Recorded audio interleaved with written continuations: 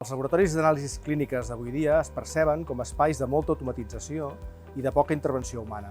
Malgrat tot, encara hi ha molts processos manuals subjectes a risc d'error. Pensem, per exemple, en el viatge que fa la mostra des del pacient fins a la màquina que l'analitza, és a dir, la fase preanalítica.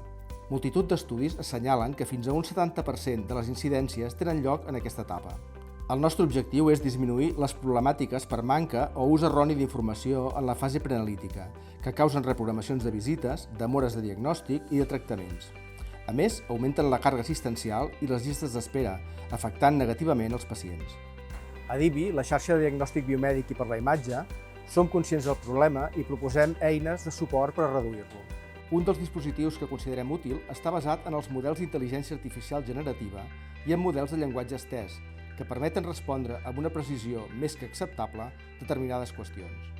La nostra proposta és desenvolupar un model de llenguatge estès de tipus chatbot que permeti respondre a totes les consultes que es puguin produir, ja sigui en el moment de fer la petició de proves, programació i tramesa de la petició, extracció de la mostra o ja dins del laboratori quan es procedeix a l'anàlisi. Utilitzarem GPT-4 aplicant tècniques de generació millorada per a recuperació, ja que considerem que és el model líder del mercat ara mateix. El desenvolupament d'aquest chatbot permetrà disposar d'un agent virtual expert en aquests temes.